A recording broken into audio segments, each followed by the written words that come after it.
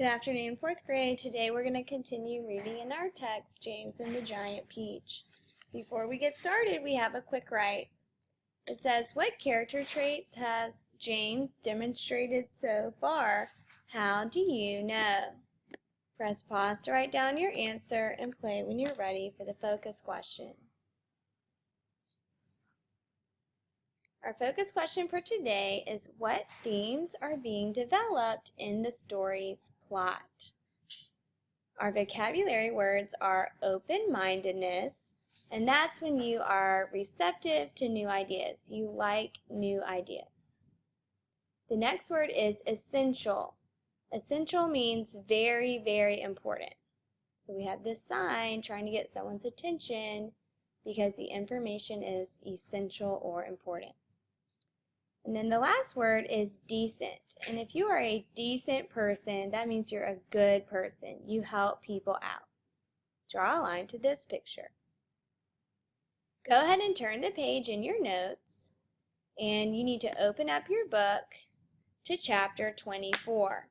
And as we're reading, we're going to use our CSPS strategy. Let's get started on chapter 24. The peach is flying through the sky, being carried by the birds. But it was up on the peach itself. Everyone was still happy and excited. I wonder where we'll finish up this time, the earthworm said. Who cares, they answered. Seagulls always go back to land sooner or later. We're going to stop right there because we have information about the setting.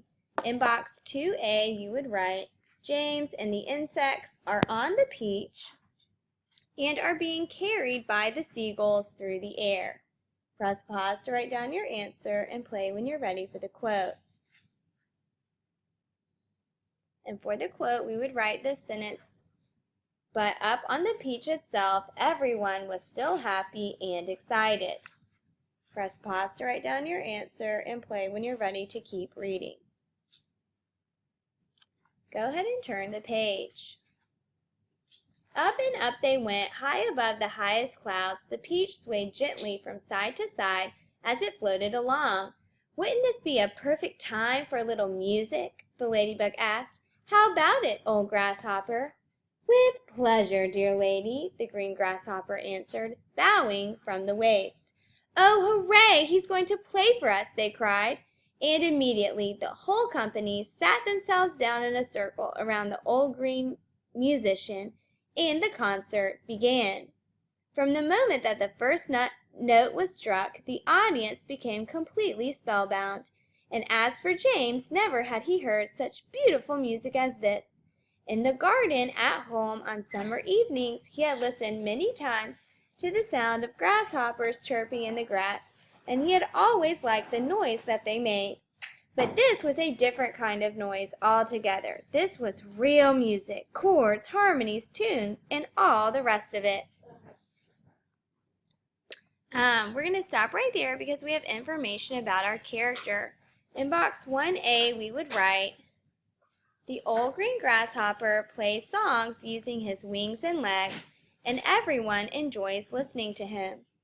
Press pause to write down your answer and play when you're ready for the quote. And for the quote, we will write down this quote in the middle of page 76. And immediately the whole company sat themselves down in a circle around the old green musician, and the concert began. Press pause to write down your answer and play when you're ready to keep reading. We're at the top of page 77. And what a wonderful instrument the old green grasshopper was playing on. It was like a violin. It was almost exactly as though he was playing upon a violin. The bow of the violin, the part that moved, was his back leg. The strings of the violin, the part that made the sound, was the edge of his wing. He was using only the top of his back leg, the thigh, and he was stroking it up and down against the edge of his wing with incredible skill, sometimes slowly, sometimes fast, but always with the same easy-flowing action. It was precisely the way a clever violinist would have used his bow. and the music came pouring out and filled the whole blue sky around them with magic melodies. When the first part was finished, everyone clapped madly, and Miss Spider stood up and shouted, "Bravo! Encore! Give me some more!" "Did you like that, James?" the old green grasshopper asked, smiling at the small boy. "Oh, I loved it," Grasshopper asked, smiling at the small boy. "Oh, I loved it," James answered. "It was beautiful. It was as though you had a real violin in your hands." "A real violin!" the old green grasshopper cried. "Good heavens, I like that! My dear boy, I am a real violin. It is part of my own body." "But do all grasshoppers play their music on violins the same way you do?" James asked him. "No," he answered, "not all. If you want to know, I happen to be a short-horned grasshopper. I have two short feelers coming out of my head." "Can you see them? There they are. They are quite short, aren't they? That's why they call me a shorthorn. And we shorthorns are the only ones who play our music in the violin style using a bow. My longhorn relatives, the ones that have the long curvy feelers coming out of their heads, make their music simply by rubbing the edges of their two top wings together. They are not violinists, they are wing rubbers, and a rather inferior noise these wing rubbers produce too, if I may say so. It sounds like a banjo than a fiddle." All right, we're in the middle of page 78. "How fascinating this all is," cried James, "and to think that up until now I have never even wondered how a grasshopper made sounds." "My dear fellow," the old green grasshopper said gently, "there are a whole lot of things in this world of ours that you haven't started wondering about yet. Where, for example, do you think I keep my ears?" "Your ears? Why, in your head, of course." Everyone burst out laughing. "You mean you don't even know that?"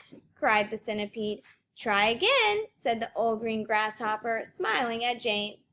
"You can't possibly keep them anywhere else." "Oh, can't I? Well, I give up. Where do you keep them?" "Right here," the old green grasshopper said. "One on each side of my tummy." "It's not true." "Of course it's true. What's so peculiar about that? You ought to see where my cousins, the crickets and the katydids, keep theirs." "Where do they keep them?" "In their legs, one at each front leg, just below the knee." "You mean you didn't know that either?" the centipede said scornfully. "You're joking," James said. "Nobody could possibly have ears in his legs." "Why not?" Because it's ridiculous, that's why." "You know what I think is ridiculous?" the centipede said, grinning as usual. "I don't mean to be rude, but I think it's ridiculous to have ears on the side of one's head. It certainly looks ridiculous. You ought to have a peek in the mirror some day and see for yourself." "Pest!" cried the earthworm. "Why must you always be so rude and rambunctious to everyone? You ought to apologize to James at once." We're going to continue reading chapter 25 and listening for the problem. James didn't want the earthworm and the centipede to get into another argument, so he said quickly to the earthworm, "Tell me, what do you play? Tell me, do you play any kind of music?" "No, but I do other things, some of which are really quite extraordinary," the earthworm said, brightening. "Such as what?" asked James. "Well," the earthworm said, "next time you stand in a field or in a garden, look around you. Then just remember this, that every grain of soil upon the surface of the land, every tiny bit of soil you can see, has actually passed through the body of an earthworm during the last few years. Isn't that wonderful?" "It's not possible," said James. "My dear boy, it's a fact." "You mean you actually swallow soil?" "Like mad," the earthworm said proudly. In one end, out the other." "But what's the point?" "What do you mean, what's the point?" And so then each of the insects goes on to tell James how useful they are and how much help they are to humans and to the environment. Let's go to the bottom of page 81. It seems that everyone around here is loved, said James. How nice this is. Not me, cried the centipede happily. I am a pest and I'm proud of it. Oh, I am such a shockingly dreadful pest. Hear, hear, said the earthworm. But what about you, Miss Spider? Asked James. Aren't you also much loved in the world?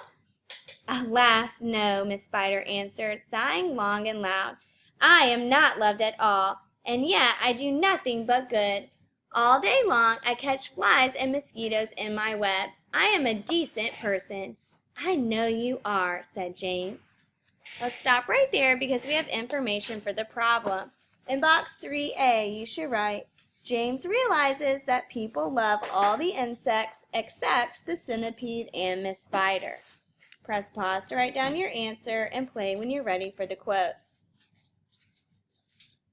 And for the quotes, we would write down what the centipede says. Not me, cried the centipede happily. And what Miss Spider says. Alas, no, Miss Spider answered, sighing long and loud.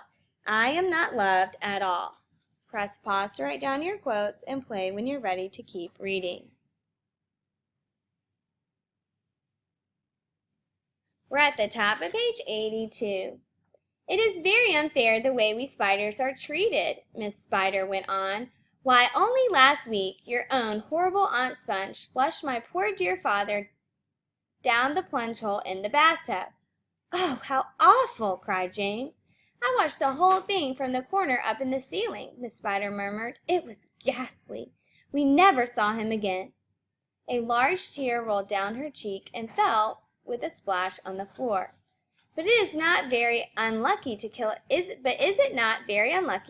a spider? James inquired, looking around at the others.